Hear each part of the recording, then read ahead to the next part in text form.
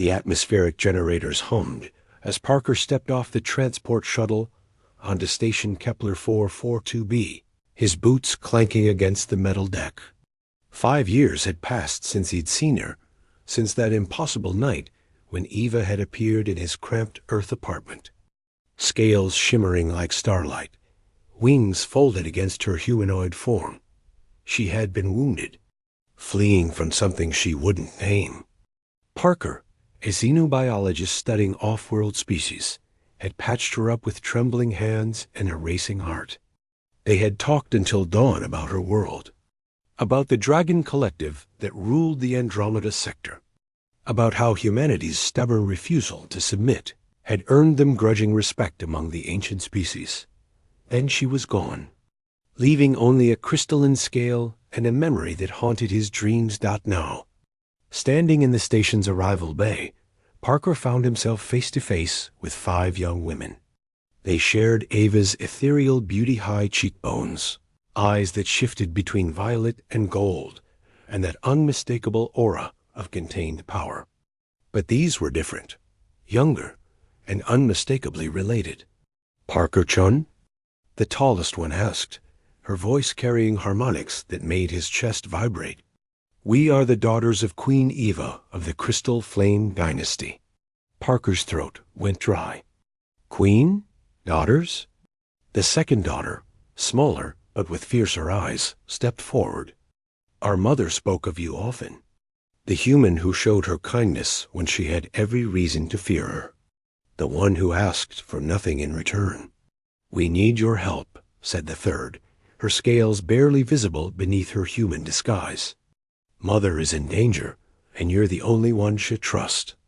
Parker's mind reeled. "I don't understand. Why me?" "I'm just You're human," the fourth daughter interrupted, her tone carrying weight. "And humans have something the other species don't. You call it stubbornness. We call it the fire that refuses to die." The fifth and youngest daughter pulled out a holographic projector. An image materialized Eva, older now, more regal, sitting on a throne of crystallized starlight. But her eyes held fear. 3 cycles ago, the tallest daughter explained, Mother unified the Dragon Collective after centuries of civil war. She did this by advocating for what she learned from you, that cooperation with younger species, especially humanity, was the path forward. Many of the old bloodlines disagreed. "There's a coup," Parker breathed. "They're going to kill her because she wants peace with Earth." "Worse," the fierce one said. "They're going to use her as an example. Public execution during the Festival of Ascending Flames. 3 days from now." Parker ran a hand through his hair.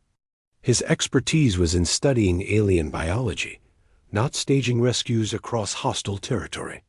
"What can I possibly do? I'm one human. You're her daughters. Surely you have more power, more resources." "We have power, yes," the third daughter said softly. "But we lack what you have. Mother is imprisoned in the Vault of Forgotten Names, a prison designed by the architects, the species that existed before even the dragons. It responds only to acts of pure altruism, something our kind struggles with. We are creatures of pride and power. You," she gestured to him, "you helped a stranger for nothing. The vault will open for you," the fourth added. "It recognizes the selfless heart." Parker looked at each of them in turn. "You're asking me to travel into dragon territory, break into an architect prison, and rescue your mother from execution." "Yes," they said in unison. He laughed a short, sharp bark of sound. "That's insane." "Mother said you'd say that," the youngest daughter smiled. "She also said you'd do it anyway, because that's what humans do. You see impossible odds, and you spit in their face." Parker thought about Eva, her laugh, the way she described her world with such longing, how she'd trusted him when she had no reason to. He thought about humanity's reputation among the stars. They weren't the strongest or the smartest, but they were the ones who didn't quit. "HFY," he muttered. "What?" the tallest daughter asked. Something we say? Humanity. Fuck yeah. He grinned, feeling adrenaline start to pump. All right, I'm in. But we do this my way. No dragon pride. No ancient protocols. We use human tactics, speed, surprise, and a whole lot of improvisation. The 5 daughters exchanged glances, then nodded.